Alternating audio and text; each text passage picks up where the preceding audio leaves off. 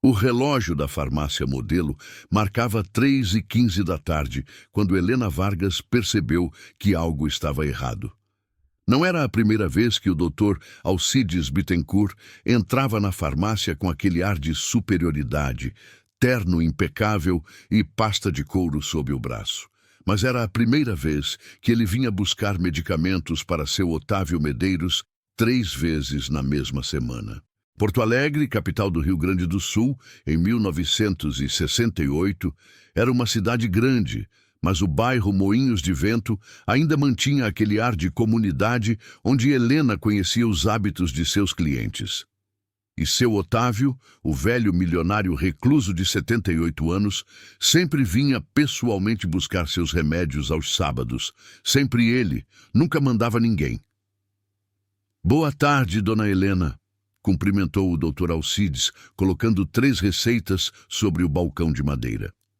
"Preciso destes medicamentos com urgência." "É para o Sr. Otávio Medeiros." Helena pegou as receitas e sentiu um arrepio percorrer sua espinha. Digoxina, novamente. Era o 3º pedido em 10 dias. "Doutor, o senhor tem certeza dessa dosagem?" perguntou ela, mantendo a voz calma e profissional. "O seu Otávio já retirou digoxina na segunda-feira passada." O médico franziu o senho, como se tivesse sido questionado por uma criança impertinente. "Dona Helena, com todo o respeito, eu sou o médico aqui. O senhor Otávio está sob meus cuidados há 3 meses, desde que teve aquele episódio cardíaco. Sei exatamente o que estou prescrevendo." "Sim, senhor, mas digoxina é um medicamento delicado. Em excesso pode causar..." "Posso falar com o farmacêutico responsável?" interrompeu ele, a voz gélida. Helena sentiu o rosto queimar. Seu Décio, o dono da farmácia, estava nos fundos organizando o estoque. Ela poderia chamá-lo, mas sabia que ele não questionaria um médico renomado. "Doutor, Alcides não era qualquer médico. Era cardiologista formado no Rio de Janeiro, com consultório no bairro Independência, que atendia apenas pacientes ricos." "Vou preparar os medicamentos", disse ela, baixando os olhos. Enquanto separava os frascos, Helena não conseguia afastar a sensação de mal-estar. Trabalhava na farmácia há 14 anos, desde os 18. Conhecia medicamentos como a palma da mão. E sabia que aquela quantidade de digoxina não estava certa. Quando o doutor Alcides saiu, ela anotou em seu caderno pessoal: 17 de setembro de 1968. 3ª receita de digoxina para OM em 10 dias. Dose: 0,25 mg, R$2 ao dia. 2 dias depois, seu Otávio não apareceu para sua visita de sábado. Helena tentou não se preocupar. Talvez estivesse resfriado. Talvez o Dr. Alcides tivesse recomendado repouso. Mas no fundo de sua alma, ela sabia que algo estava terrivelmente errado. Na segunda-feira seguinte, foi o enfermeiro particular de Otávio quem apareceu. Nelson Tavares era um homem gordo, de meia idade, com olhos pequenos e dedos grossos manchados de nicotina. Trazia mais 3 receitas. Helena olhou os papéis com crescente horror. Além da digoxina, agora havia prescrição de diazepam em dose alta e um sedativo potente que raramente era usado. "O seu Otávio está bem?" perguntou ela, tentando soar casual. "Está se recuperando", respondeu Nelson, evitando seu olhar.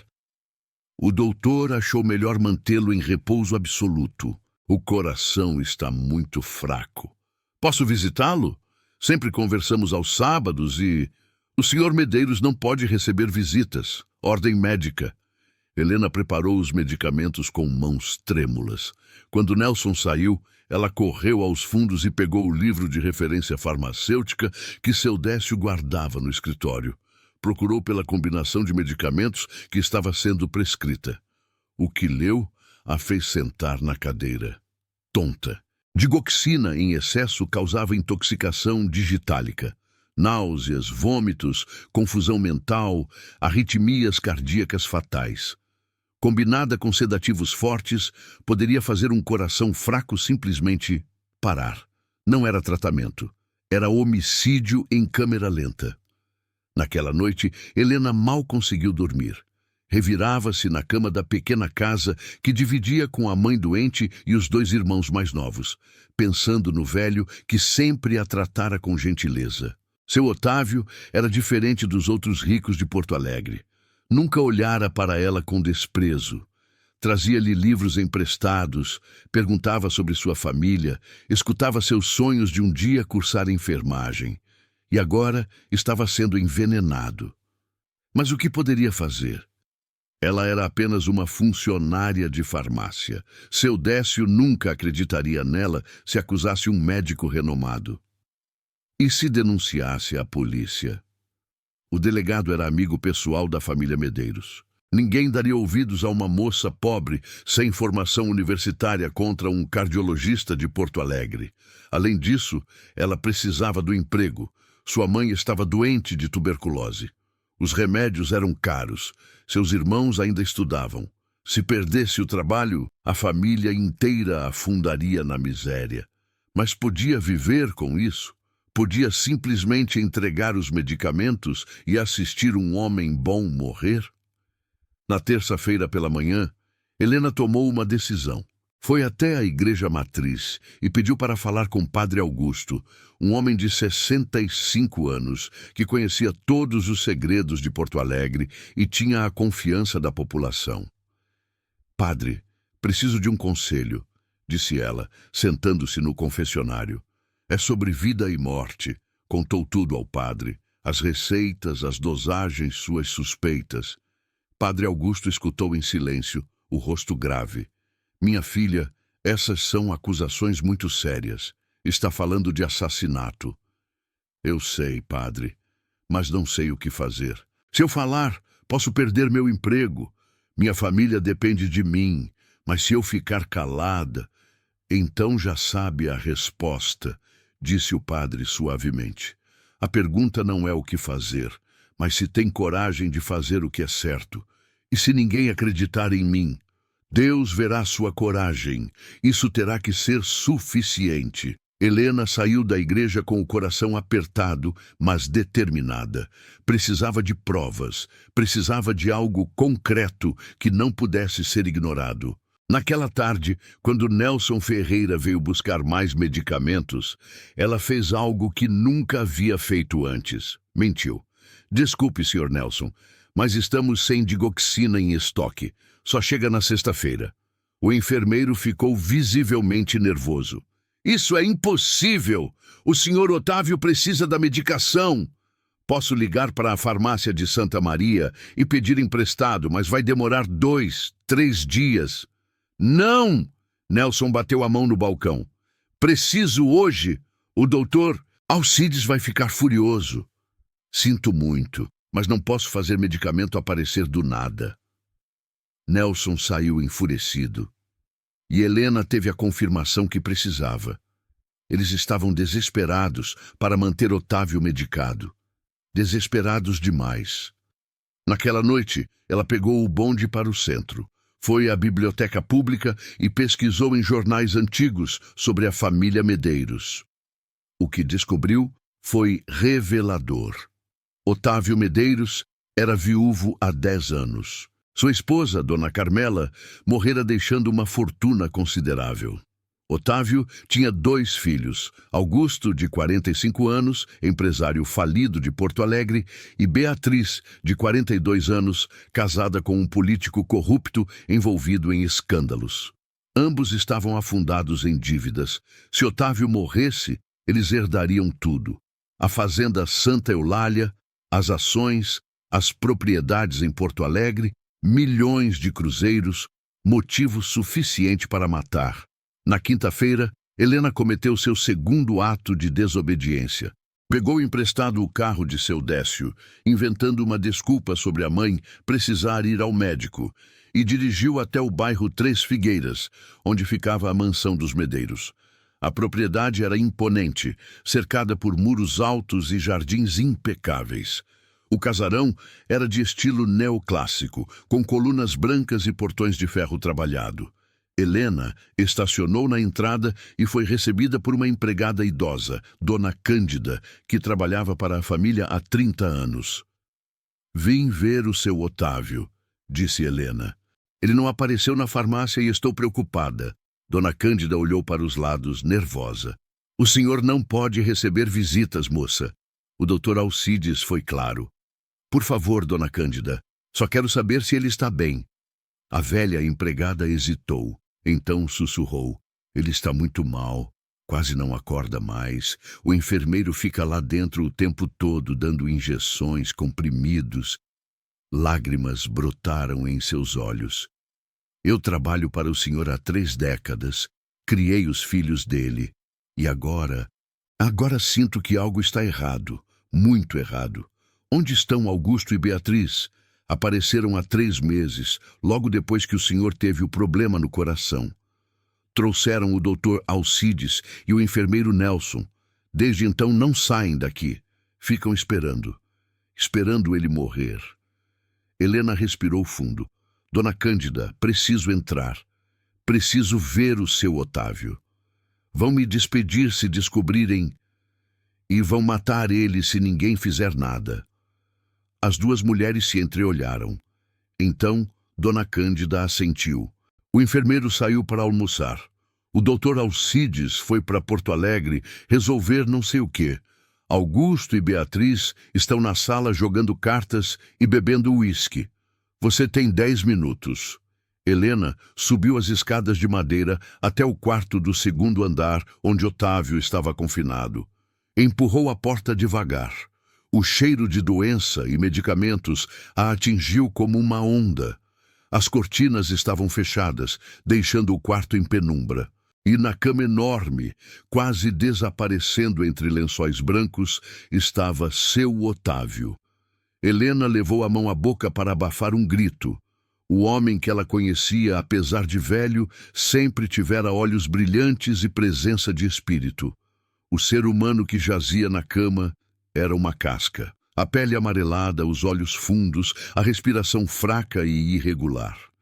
Na mesa de cabeceira, uma fileira impressionante de frascos de remédios.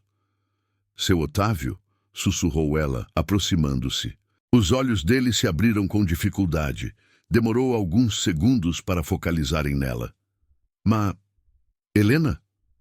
A voz era um murmúrio rouco. "Sim, sou eu. Vim ver como o senhor está." Não deveria estar aqui." Ele tentou se mexer, mas mal conseguia levantar a mão. "O que estão fazendo com o senhor? Os remédios, tantos remédios. Não consigo pensar, tudo rodando." Helena pegou os frascos na mesa de cabeceira. Seus piores temores se confirmaram.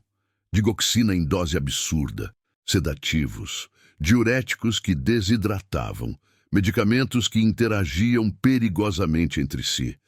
"Seu Otávio, vou tirá-lo daqui. O senhor está sendo envenenado." "Meus filhos." Ele fechou os olhos, lágrimas escorrendo pelas faces cavadas. "Sempre soube que só queriam meu dinheiro, mas são meus filhos."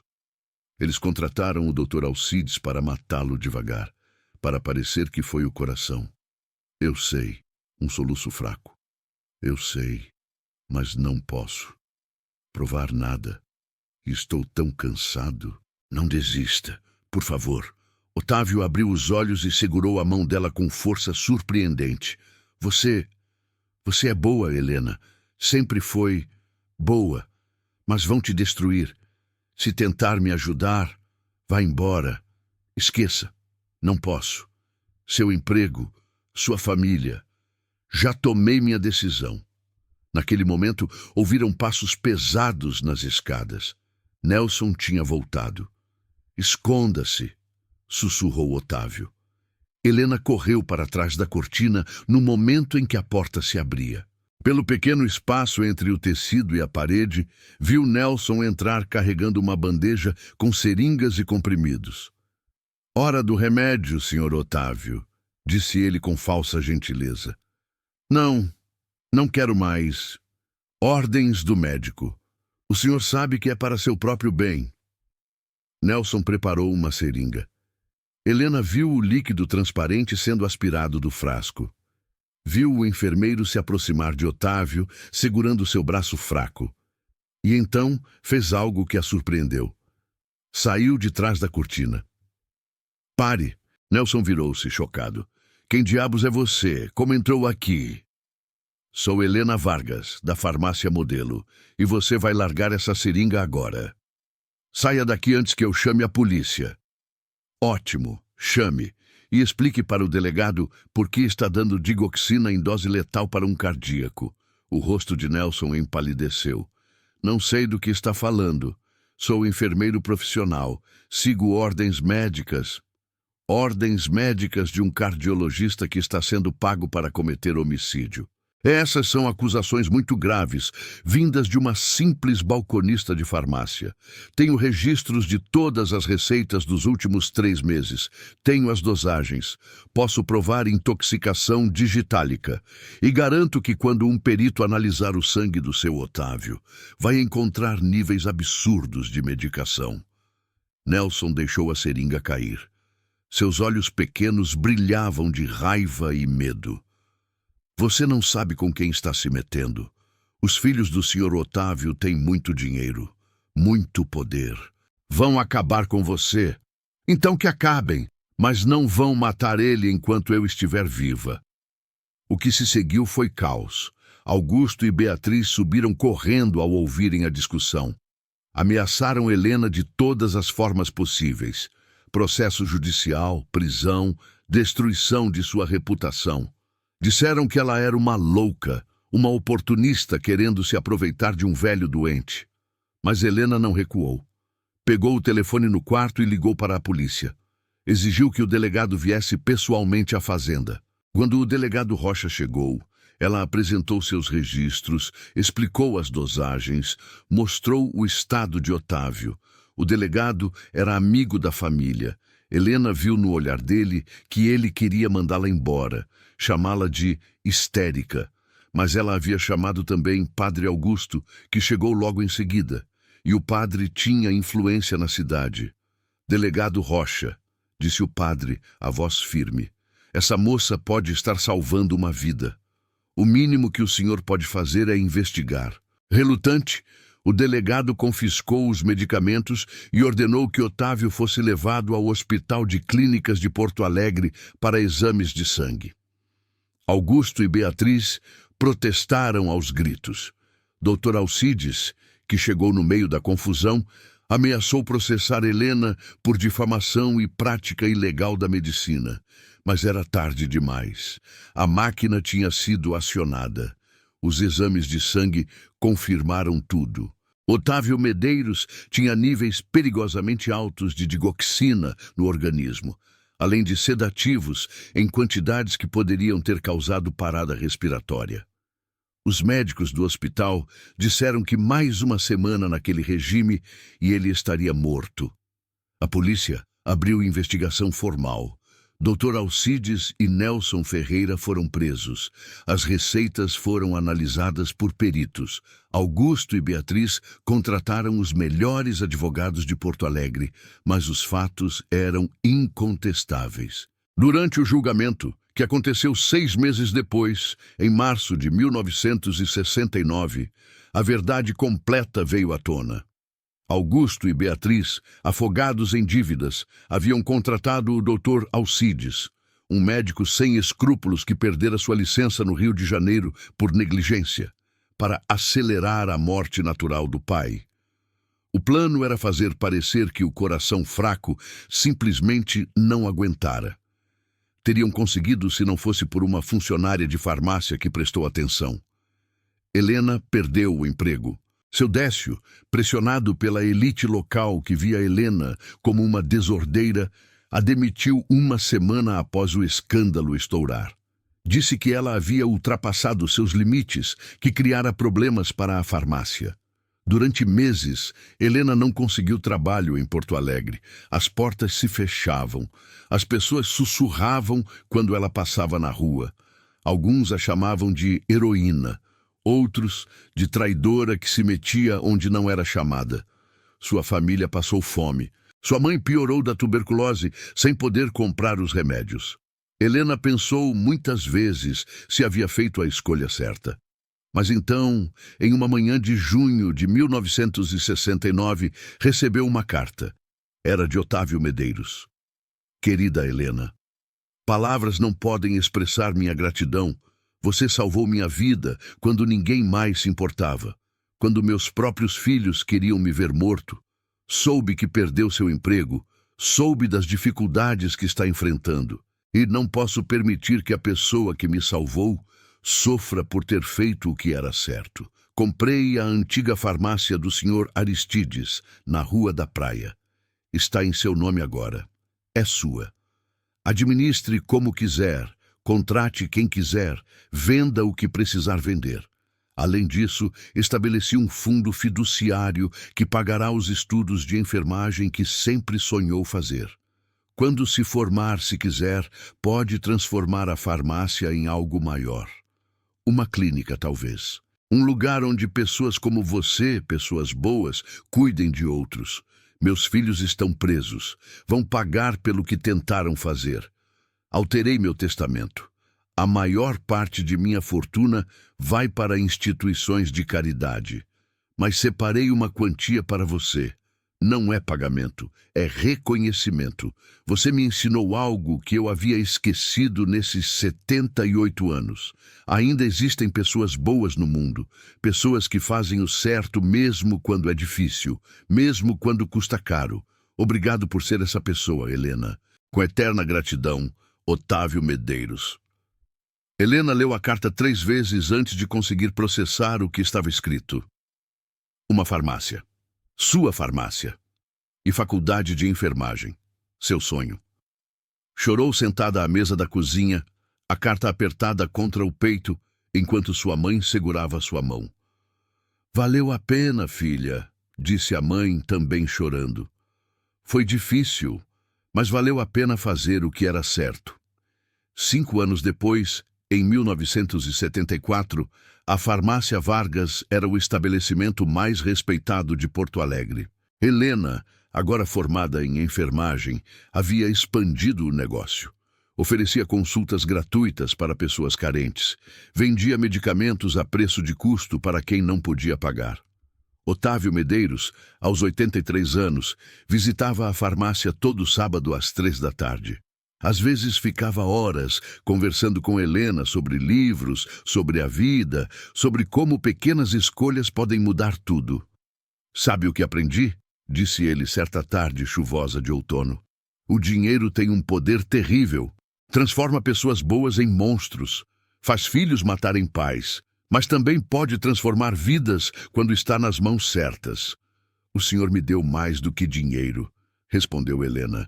Me deu a chance de provar que fazer o certo vale a pena, mesmo quando parece que não vale. Você não precisava de mim para provar isso. Provou quando arriscou tudo para salvar um velho que mal conhecia. Conhecia, sim. O senhor sempre foi gentil comigo. Sempre me tratou como gente. Isso significa mais do que o senhor imagina. Otávio sorriu, os olhos brilhantes.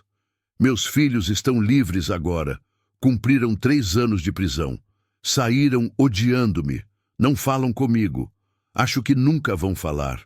E sabe de uma coisa? Está tudo bem. Porque descobri que família não é só sangue. É quem fica ao seu lado. Quem se importa quando você está caindo. E quem te salva quando tentam te matar. Acrescentou Helena com um sorriso triste. Exatamente. Helena Vargas nunca se tornou rica. Sua farmácia dava lucro suficiente para viver bem, mas ela sempre manteve os preços baixos, sempre ajudou quem precisava.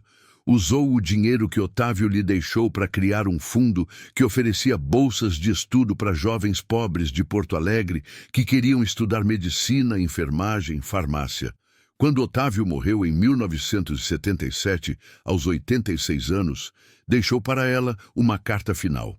Nela, dizia que os últimos anos de sua vida haviam sido os melhores, porque foram vividos com dignidade, cercado de pessoas que se importavam de verdade.